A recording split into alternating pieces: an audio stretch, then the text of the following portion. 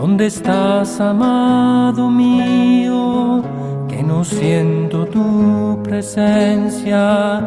¿Te alejaste tú de mí o yo me alejé de ti? Siento el alma tan dolida por la herida de tu ausencia. Por favor, ya no te escondas, dime pronto. ¿Cómo estamos? Oiga, pero no, están como sin ánimo. ¿Cómo estamos? Muy bien, entonces en esta mañana el Señor nos va a recrear con una charla muy hermosa, una conferencia muy linda. ¿Cómo sabes? El Padre Jordi. Sí, cómo no, eso es hermoso. Sí. Almas víctimas y maternidad espiritual. Entonces el tema es ese, almas víctimas y maternidad espiritual. Y el Espíritu Santo, que está soplando con mucha fuerza, lo continuará haciendo a través de nuestro querido Padre Jordi. Gloria a Dios. Vamos a invocar la intercesión de Santa María, nuestra Madre, y San José, y también la fuerza oculta de tantos que están intercediendo por este retiro.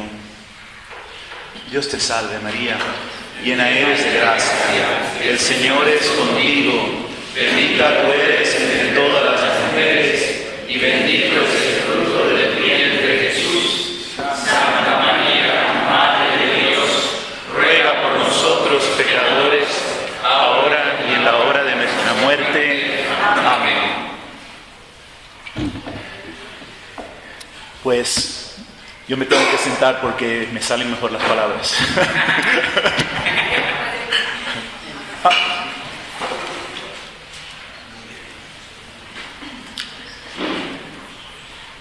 Cuando pensamos en salvación, en la salvación, en general creo que lo primero que viene a la mente es evitar el infierno. Muchas veces ha pasado que la gente piensa que eso es la salvación, ¿verdad? Salirse no ir al infierno. Y es parte de la salvación, pero se han olvidado de lo más importante, y es que Dios desea que nosotros seamos uno con Él. Él quiere casarse con nosotros. Toda la historia de la salvación nos revela un Dios que busca a su esposa, que es infiel, que le resiste, y sin embargo Él sigue tras ella. En la plenitud de los tiempos, el Verbo se encarna y es el esposo en carne y hueso que busca a su esposa para unirse con ella y vivir para siempre en esa comunión eterna. Por ejemplo, si oímos una historia de que una chica en la playa se estaba ahogando y un joven ve esto, y aunque las olas son muy fuertes y hay mucho peligro, él arriesga su vida para salvarla. Es una historia hermosa, ¿cierto? La salvó. Pero entonces, ¿qué será del resto de la vida de esa mujer? Pero si la historia continúa, que los dos se enamoran, se casan y viven felices para siempre, ahora la historia es diferente. Y esto es lo que ha hecho el Señor con nosotros. No solamente nos ha sacado de la fosa, sino que se ha enamorado de nosotros. Y la historia no está completa hasta que la novia y el Espíritu nos dicen: ven, ven Señor Jesús. El deseo de Dios para con nosotros es una unión que sobrepasa nuestros conceptos. Por ejemplo, nosotros decimos que somos ministros de Jesús, y es cierto, Pero no podemos ser ministros de Jesús si primero no somos Jesús. Porque el ministrar es una obra, es un trabajo, ¿no? Es un darse. Pero solamente podemos ser ministros de Jesús si la fusión, la comunión de amor con Dios es tal que ya no vivo yo, sino Cristo vive en mí. Nosotros, por naturaleza, tendemos a reducir esta realidad de lo que es la fusión con Dios a conceptos de este mundo. Queridos hermanos, nos dice la palabra de Dios en 1 Corintios 2, de 9 al 12, nosotros anunciamos lo que nadie vio, ni oyó, ni siquiera pudo pensar, aquello que Dios preparó para los que lo aman. Dios nos lo reveló por medio del Espíritu. Ven, este pasaje muchas veces pensamos que se trata del cielo, ¿no? Lo que el ojo no vio, lo que el oído no escuchó, lo que el corazón no puede ni entender. Pero San Pablo dice, Dios nos lo reveló, o sea, ya, aquí en la tierra. Somos capaces de una comunión, de ver, de escuchar, de experimentar en el corazón una realidad que el mundo no conoce. Porque si lo hubiera conocido, no hubiera crucificado al Rey de la Gloria. Al final de toda la Biblia nos dice la palabra, yo hago nuevas todas las cosas. Y ya está esto ocurriendo. Aquí en este retiro, el Señor en su Espíritu Santo nos está dando una profunda y nueva visión, entendimiento de lo que es el sacerdote. Nos está haciendo vivir lo que antes eran conceptos. Todo esto ocurre por el don de la fe. Cuando nosotros meditamos la palabra en fe, el Espíritu revela en ese contenido lo que el ojo no vio y el oído no escuchó ni el corazón podía entender. Porque nosotros tendemos a reducir la palabra a nuestra esfera, como dije en la primera conferencia.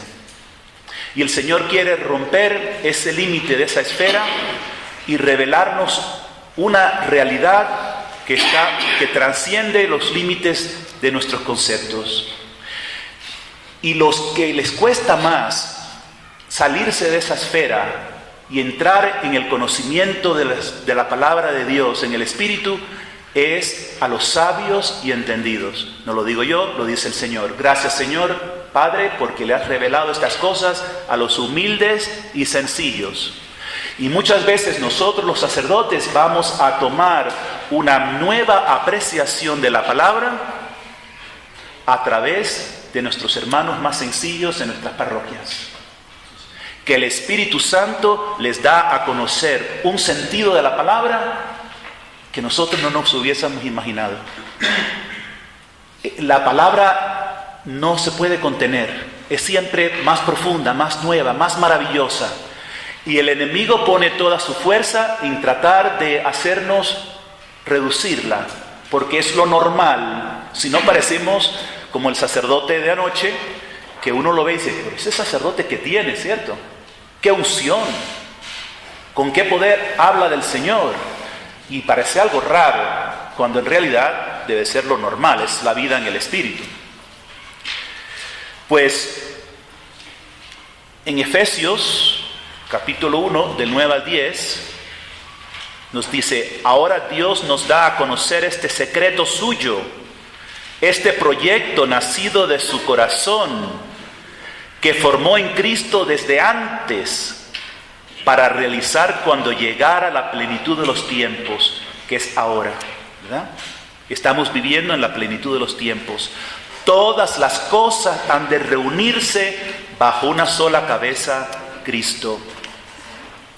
Esto lo vamos recibiendo del Espíritu Santo a medida que Él va renovando nuestra mente y nos va haciendo ver, esto es la verdad. Y vamos teniendo la autoridad para refutar las mentiras que el demonio ha plantado en nuestro ser, nuestra baja autoimagen, nuestros conceptos mundanos, los podemos ahora detectar y los podemos rechazar en el nombre del Señor y decidir vivir según la verdad que el Señor nos ha revelado. Vemos en el discurso de Jesús al Padre en la última cena que el Señor permite a los apóstoles que vean su corazón, la intimidad de su corazón con el Padre, que Él dice que nosotros somos los sarmientos, que Él es la vid. Aquí tenemos otra imagen de la profundidad de comunión que el Señor quiere con nosotros. Si a ti te pisan el pie, tú dices, me has pisado. Tú no dices, bueno, es el pie, no soy yo. Pues así de comunión hay entre Cristo y nosotros. De hecho, cuando Pablo estaba persiguiendo a los cristianos, Jesús se le aparece y ¿qué le dice? ¿Por qué me persigues? Jesús totalmente se identifica con cada uno de nosotros. A veces han venido personas, ¿verdad?, a nosotros que nos han preguntado, ¿dónde estaba Jesús cuando a mí me violaron? Cuando a mí me abusaron. ¿Dónde estaba Jesús? ¿Y qué decimos? Bueno, vamos a rezar. Hermanos, la palabra del Señor nos dice, lo que le haces al más pequeñito, me lo haces a mí. Entonces, si a ti te violaron a Jesús. ¿Está claro? Violaron a Jesús. ¿Dónde estaba Jesús? Estaba sufriendo contigo, porque se lo estaban haciendo a Él. Y Él vive ese martirio interior del sufrimiento de nosotros. Y nosotros vamos a ser sanados si somos capaces de apreciar esto y dejar al Señor entrar en ese dolor y en fe creer que Él lo sufre con nosotros. Y en este dolor, en este sufrimiento, me uno a los sufrimientos de Él, porque eso es propio de dos enamorados. El uno sufre lo del otro y el otro sufre lo del uno. Entonces, yo he sido golpeado. Señor, tú has sido golpeado conmigo porque tú sufres todo lo mío. Entro en este dolor, no lo entierro, entro en este dolor, lo sufro contigo. ¿Saben qué ocurre? Entonces el Señor nos mueve a sufrir lo suyo. Y de esta manera entra una fusión de comunión, una unidad profunda a través del dolor. Y el dolor se convierte en un camino de unión con Dios. En una ocasión me dice una señora, pero padre, es que lo que yo he sufrido no lo ha sufrido Jesús. Y me quedé pensando, ¿qué es lo que tú has sufrido? Dice, es que yo soy divorciada.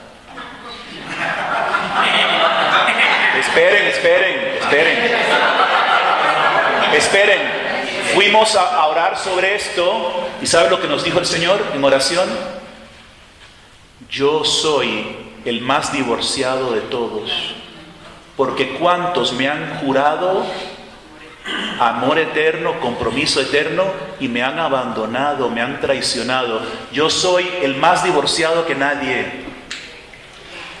Y aquella mujer comprendió que su dolor es el dolor de Jesús, y ella empezó entonces por primera vez a apreciar cómo Jesús sufre por ser divorciado, porque ella lo sufre en su propia carne.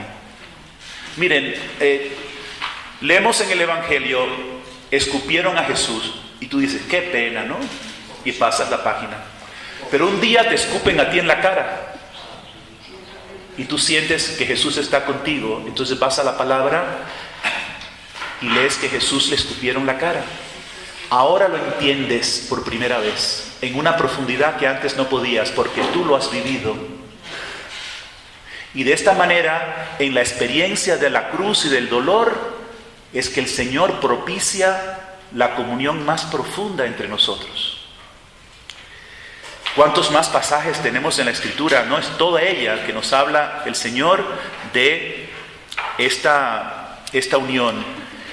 Por ejemplo, una muy importante es en Juan capítulo 17, versículo 21, que todos sean uno, como tú, Padre, estás en mí y yo en ti, que también ellos estén en nosotros. Esto no nos cabe en la cabeza, solo el Espíritu Santo nos lo puede revelar. Que la unión que hay entre el Padre y el Hijo, nosotros entremos a participar de esa unidad, está rezando Jesús, y por eso el novio va a dar la vida por su novia, no para solamente sacarla del infierno, sino para que participe de esta comunión de amor en la que el Padre se da del todo, de tal manera que el Padre está en el Hijo y el Hijo está en el Padre, y nosotros unidos a Jesús, siendo uno realmente con Él, su cuerpo, también estamos totalmente ofrecidos al Padre, unidos al Padre en esa comunión de amor. Pues bien, todo esto nos lleva a ser almas víctimas. En el seminario nunca me enseñaron este término. Lo había oído, pero me parecía que era cosa de ciertos místicos, ¿verdad? Y realmente, les confieso, me da pánico. Era muy feliz de ser sacerdote, de la pastoral, de todo lo que estaba haciendo por el Señor, alabado sea Jesucristo, pero esto, de pensar en alma víctima, es que tiene una connotación en el lenguaje secular muy terrible, porque ser víctima es lo que pensamos es el ser una persona que ha sufrido el daño grave de la guerrilla o de los maleantes.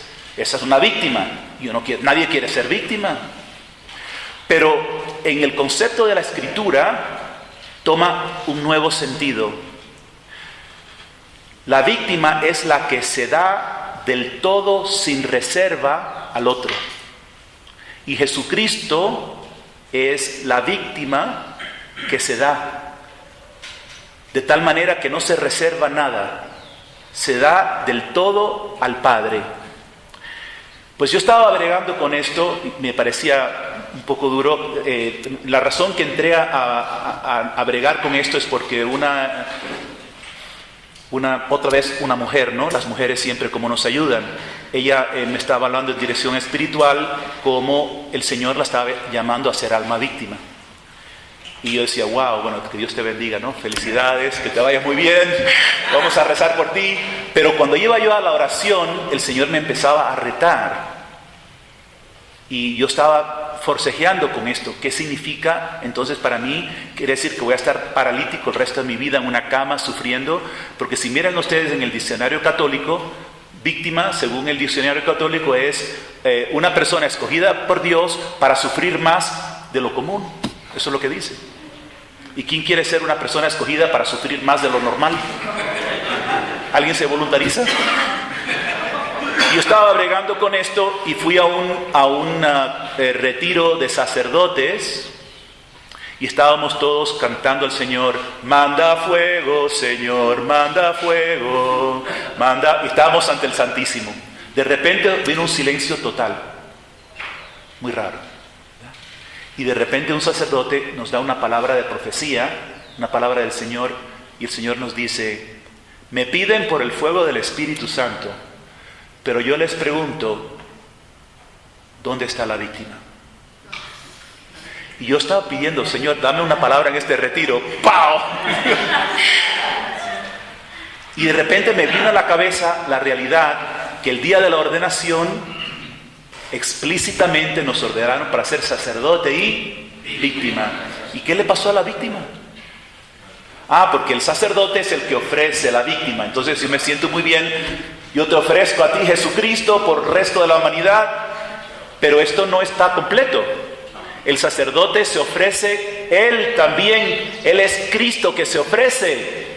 Y no solamente en el momento del altar, sino que toda su vida es Cristo, que se da por su pueblo. Entonces empecé a comprender que esto es propio del amor. El amor quiere darse sin reservas. El amor no escatima en nada. Cuando tú ves, cuando una mamá ve a un hijo sufriendo, prefiere sufrir ella, ¿sí o no? Las mamás, que sufrir ellas mismas, ¿verdad? Y si le dicen a una mamá, ¿qué prefieres? ¿Que te corten a ti el brazo o se lo cortamos a tu hijo? La madre dice, me cortan a mí el brazo, pero a él no lo tocan. ¿Y por qué? Si a ti no te va a doler. Y ella dice, pues me va a doler más a mí si se lo cortan a él. Porque hay una comunión de amor radical. De manera que Cristo lo sufrió todo por nosotros, pero la comunión, el desposorio de amor no se puede dar si nosotros de nuestra parte no decimos también sí al Señor. Esto es lo que el Señor hizo por nosotros. Y estas son palabras realmente nupciales, ¿no? El día de la boda, ¿qué dicen los enamorados? En las buenas y en las malas. En la salud, en la enfermedad. No sé cómo digan, que para bien o para mal. Y eso lo dice una criatura a otra criatura.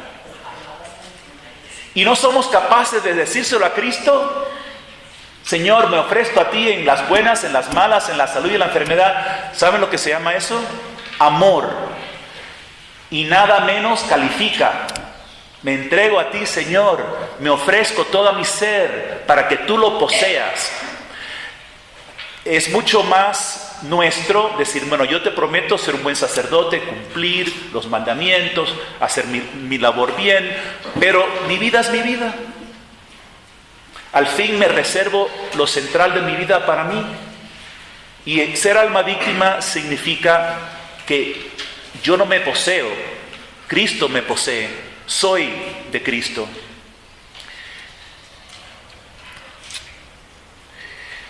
En Spe Salve, la encíclica de Benedicto XVI, dice, el sí al amor es fuente de sufrimiento, porque el amor exige siempre nuestras renuncias de mi yo, en las cuales me dejo modelar, me dejo herir.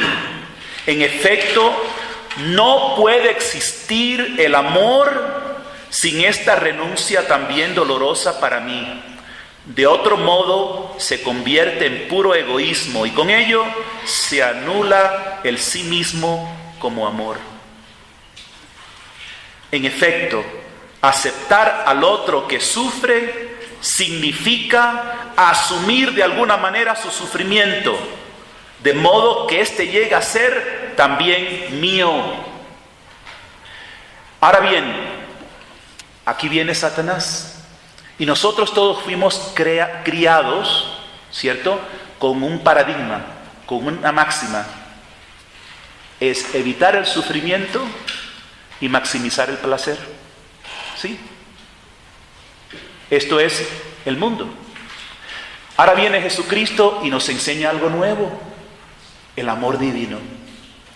Y el amor divino que se infunde en nuestros corazones tiene una potencia tal que es capaz, por ese amor, de abrazar sufrimientos y de renunciar a placeres.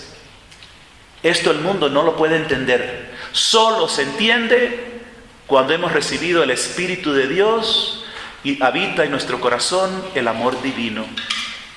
Porque entonces nos gozamos de poder sufrir algo por el amado. Y comprendemos que no hay que escatimar en ninguna lucha, en ninguna pena, con tal de amar al Señor Jesús.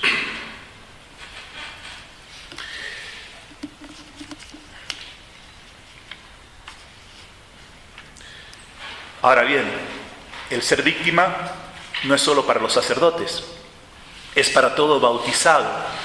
Pero el sacerdote es el primero que tiene que dar el ejemplo, es el que modela a Cristo ante su pueblo para quitarles el miedo. El demonio dice, no traspases esta línea porque te va a doler. te va a ir mal. Hasta hay un dicho en español bastante conocido, ¿no? El que se mete al Redentor. ¿Qué estamos diciendo? No se te ocurra imitar a Cristo porque te va a pasar lo mismo. Cuidado. Entonces estamos viendo las cosas desde el concepto del mundo, pero cuando el amor te consume, el amor es el que disipa al miedo. Y el pueblo de Dios necesita ver sacerdotes que no tienen miedo de entregarse por Cristo, de amar hasta el extremo. San Pedro Crisólogo decía: oh inaudita riqueza del sacerdocio cristiano. Se refiere a todos los bautizados. El hombre es a la vez sacerdote y víctima. El cristiano ya no tiene que buscar fuera de sí la ofrenda que debe inmolar a Dios. Lleva consigo en sí mismo lo que va a sacrificar a Dios. Os exhorto, por la misericordia de Dios, nos dice San Pablo, a presentar vuestros cuerpos como hostia viva, o sea, ofrecerse como alma víctima. Y nosotros así, haciendo esto cada día: Señor, me entrego como alma víctima. No tengo miedo porque no me estoy entregando a los maleantes, no me estoy entregando a las guerrillas. Me estoy entregando como alma víctima a ti, que eres todo amor y misericordia, a quien amo sobre todas las cosas. Y en ti confío que al yo dejarme poseer, al yo dejarte a ti y llenarme del fuego de tu amor, es que seré realmente feliz. En Lumen Gentium, capítulo 11, nos dice, le dice a todos los fieles: participando del sacrificio eucarístico, fuente y cumbre de toda la vida cristiana, los fieles ofrecen a Dios la víctima divina y se ofrecen a sí mismos juntamente con ella. Yo les digo a mis hermanos y hermanas en comunidad, el culmen de nuestra vida está en la Eucaristía. Y vamos a la Eucaristía no solamente para pedir algo, y mucho menos solamente para cumplir o para sentirnos bien. Vamos a inmolarnos con Cristo al Padre como almas víctimas de amor. Es un drama de amor. Se vive el Calvario, pero ahora estoy yo aquí presente en el Calvario.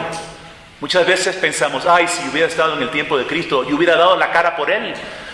Pero si todavía tenemos la oportunidad, vete y vive la misa y únete con el sacerdote, y los sacerdotes nos unimos en Cristo, ofreciéndonos como alma víctima con toda confianza que el Señor nos va a sostener. No hay que tener miedo, que realmente ahí es cuando empieza la felicidad. También en el canon de la misa oramos: concede a cuantos participamos de este pan y este cáliz, que seamos en Cristo víctima viva para alabanza de tu gloria. Y después decimos: por Cristo, con Él y en Él. ¿Entienden que eso será alma víctima? Porque somos Cristo que vive cada día ofreciéndose en la vida ordinaria, en las pruebas que tenemos, en lo que nos toca hacer por nuestra vocación, vivirlo por Cristo, con Él y en Él. Muchos de ustedes conocerán al padre chileno, el padre Hurtado. Aquí tenemos un chileno, ¿verdad? Compatriota. El padre Alberto Hurtado decía sobre la Eucaristía: al participar personalmente en el estado de víctima de Jesucristo, nos transformamos en víctima divina. Como el pan se transubstancia realmente en el cuerpo de Cristo, así todos los fieles nos transubstanciamos espiritualmente con Jesucristo víctima. Y con esto, nuestras inmolaciones personales, esas de cada día, son elevadas a ser inmoladas en la Eucaristía. O sea, lo que vivimos en la Eucaristía, después lo seguimos inmolando en cada momento de la vida, y lo hacemos con esa fe. Señor, este trabajo ordinario lo vivo como alma víctima de amor por ti. Y sabemos que de esta manera estamos llevando la presencia de Cristo al mundo.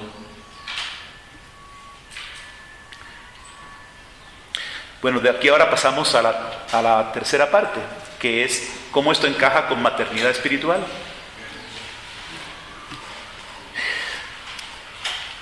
Juan, como los demás apóstoles, huyeron de la prueba en Getsemaní,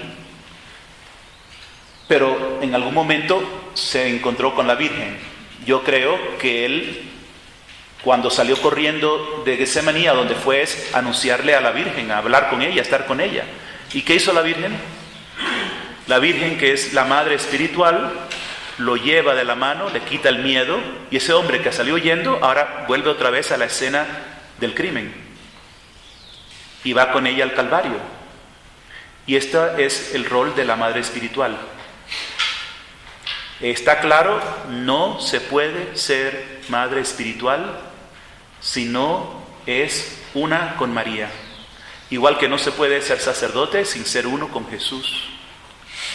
Es a medida que vamos realmente siendo almas víctimas que la mujer puede ser madre espiritual, como mujer que se ha entregado radicalmente al Señor con María, y el sacerdote puede ser realmente Cristo para nuestros tiempos. Ustedes saben que en el año 2007 la Congregación para el Clero le envió a todos los obispos, ya lo tendrán en algún lugar, en algún escaparate, ¿no?, una carta exhortando a que se propague la maternidad espiritual para los sacerdotes y la adoración eucarística.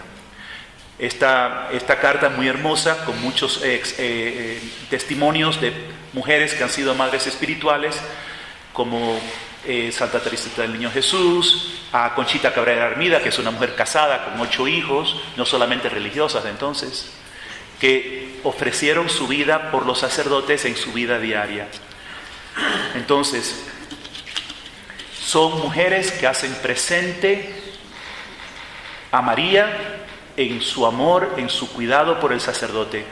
No son mujeres que consienten a los sacerdotes, no son mujeres que los miman, que los malcrían, más bien son mujeres como la madre de los macabeos, ¿verdad?, que los animan y los exhortan a que den su vida, a que sean verdaderas almas víctimas. Si no, no son madres espirituales. Perdone que diga esto, pero todos conocen a Anita, ¿verdad? Pues una mujer así, es una madre espiritual de sacerdotes. Y aquí tenemos varias otras también que están con nosotros. No sé si todas conocen este don de ser madre espiritual, que es un regalo muy grande de Dios. Pues algo que nos dice, le dijo Jesús a Conchita: porque eres madre, porque ella es madre de 8 hijos, eres un reflejo de María, eres místicamente mía y de mis sacerdotes. Y no hay que tener hijos biológicos para ser madre espiritual. La Virgen no tuvo hijos biológicos nada más que Jesús, y es madre espiritual de todos nosotros. En nuestra comunidad, la cofundadora de la comunidad, se llama Lourdes, el Señor le dio estas palabras: mis almas víctimas, abandonadas a mi amor crucificado, son las que poseen el poder de Dios para derrotar a Satanás y marcar el comienzo del reinado del Inmaculado Corazón de mi Madre. Sé mi esposa. Una esposa sigue a su esposo donde quiera que vaya. ¿Me seguirás a mi cruz, donde nuestro amor se consumirá en el poder de Dios? Confía, porque no hay un sufrimiento que yo permita que no te traiga a la unión de amor que deseo. Confía en el poder de sufrir todo siendo una conmigo. Es este poder que establecerá en el mundo el fuego de mi espíritu. Levanta a mis víctimas de amor para estos tiempos decisivos.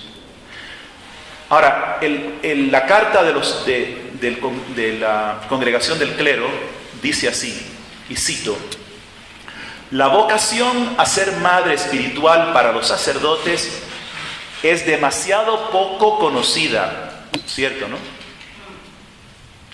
Fíjense que dice que es vocación. Esto lo dice la Congregación del Clero. Esto no es un invento nuestro.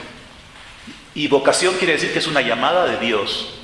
demasiado poco conocida, porque realmente no conocemos el plan de Dios para levantar al sacerdocio y cómo el Señor ha querido que sea con la ayuda de nuestras hermanas. Y muchas veces hemos visto a nuestras hermanas con miedo, como que la mujer es un peligro, ¿no? Pero el Señor quiere levantar mujeres santas que nos ayuden a vivir la pureza, a vivir la santidad. Y si nosotros somos honestos, podemos distinguir lo que es una madre espiritual a la que es una seductora. Podemos darnos cuenta. Y hay mujeres que son buenas mujeres, pero no están preparadas para ser madres espirituales porque todavía están bregando con su propia identidad y todavía no están en paz con Dios en ese sentido, y todavía están buscando consuelos y apegos y cosas que no son. Entonces, si tratamos de tener una madre espiritual así, le vamos a hacer mucho daño a ella y nos vamos a hacer mucho daño a nosotros. Pero si tenemos un poquito de discernimiento, vamos a descubrir cerca de nosotros que hay una madre espiritual que Dios quiere darnos, que realmente es un alma víctima, que realmente lo que quiere es ofrecernos al Padre en la cruz, que se ofrece ella por nosotros como sacrificio. Dice, es una vocación escasamente comprendida y poco vivida. ¿Cuántos sacerdotes tienen madres espirituales? Y es que el miedo a que la mujer sea un peligro, la desconfianza, el juicio de otros, nos paraliza. Y dice la congregación del clero, sin embargo, es una vocación vital y de fundamental importancia. Vital y de fundamental importancia. ¿Por qué? Porque es el plan de Dios para restaurar el sacerdocio. ¿Quién nos iba a decir a nosotros sacerdotes que en la crisis sacerdotal que hay, Dios iba a levantar santas mujeres para ayudarnos a ser santos sacerdotes? Y si no tienen idea de esto, lo estamos viviendo aquí en este retiro, ¿no? El ejemplo de estas mujeres que nos acompañan y la paz que se siente aquí con ellas, de que son realmente madres espirituales. Aquí estamos viendo en vivo una experiencia de lo que está hablando la congregación para el clero. Ahora se van a reír un poquito.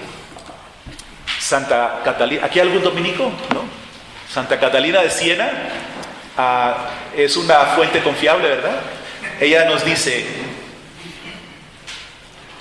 le dijo Jesús a Santa Catalina que los hombres que se creen ser sabios y eruditos se han hecho orgullosos. Nosotros nos hemos hecho orgullosos los hombres. Y Él va a enviar mujeres para instruirlos. Le dijo Jesús estas palabras, y cito a Santa Catalina de Siena: suscitaré mujeres ignorantes y frágiles por naturaleza, pero dotadas de fuerza y de la sabiduría de Dios. O sea, por el mundo consideradas son unas ignorantes, pero en realidad tienen la sabiduría de Dios. Entonces, si los hombres orgullosos entran en sus sentidos y se humillan, me comportaré con la mayor piedad hacia ellos. Es decir, hacia los que según la gracia que han recibido, o sea, a través de la mujer, reciben mi doctrina que les ofrezco por medio de esos vasos frágiles, pero especialmente elegidos. Ese es Jesús hablándole a Santa Catalina. El Señor va a escoger estos vasos frágiles que parecen que no importan tanto para el mundo, pero el Señor lo ha escogido para humillar a los orgullosos. Y si somos nosotros capaces de escucharlas y de recibir esa gracia y esa ayuda, el Señor va a tener mucha piedad con nosotros. Otra cita muy linda, el padre Raniero Cantalamessa, el predicador del Papa, dice así: solo los hombres pueden ser sacerdotes, pero la sabiduría de Dios ha guardado para las mujeres una tarea aún mayor en cierto sentido. que el mundo no entiende y por lo tanto rechaza con desdén. La de formar a los sacerdotes y contribuir a elevar la calidad, no la cantidad, de los sacerdotes. Esa es la misión de la mujer. No está llamada a ser sacerdote, pero a través de ella, biológicamente, ¿verdad?, y espiritualmente, es que vienen los sacerdotes. Y dice el Padre Cantalamessa: el Señor llama hoy a los fieles en números cada vez mayores a orar, a ofrecer sacrificio con el fin de tener sacerdotes santos. Una preocupación, una pasión por santos sacerdotes se ha extendido como un signo de los tiempos en toda la iglesia de hoy. Es cierto, por todas partes hay mujeres que tienen este anhelo de ser almas víctimas por los sacerdotes. Y repito, no se puede ser una verdadera madre espiritual si no se es alma víctima, porque si no se enredan las cosas. Si no hay una ofrenda total a Dios, si no hay una vida vivida al pie de la cruz con María, entonces mejor que se dediquen a otra cosa.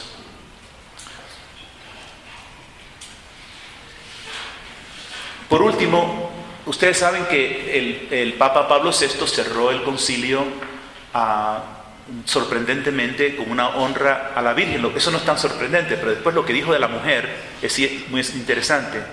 Dijo él: la hora está llegando, de hecho ya ha llegado, cuando la vocación de la mujer va a llegar a su plenitud.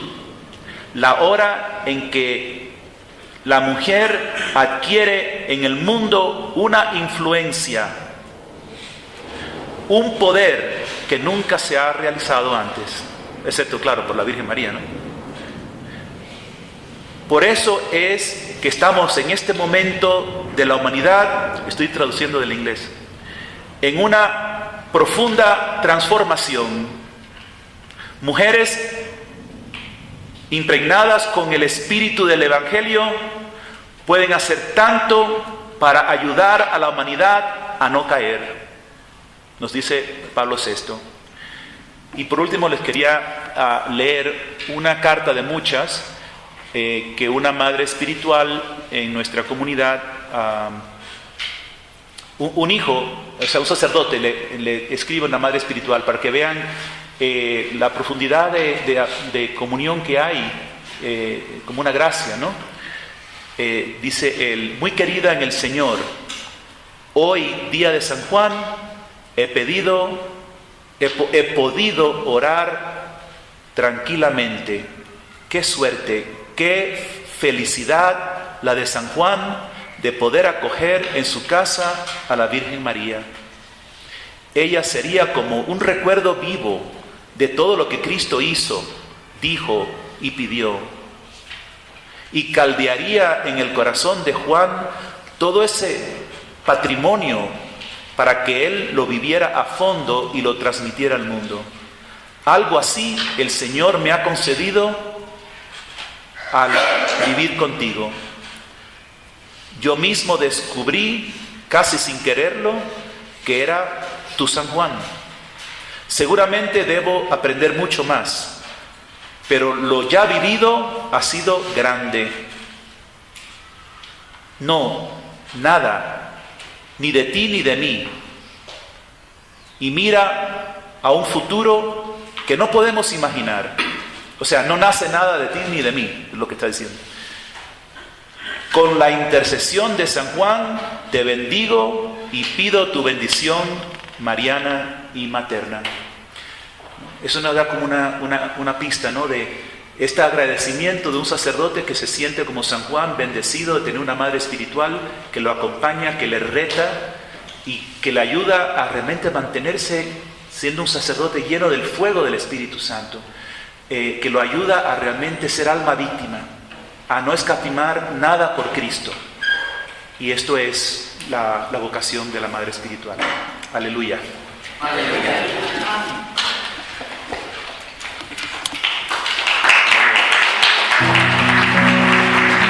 Siento el alma tan dolida por la herida de tu ausencia.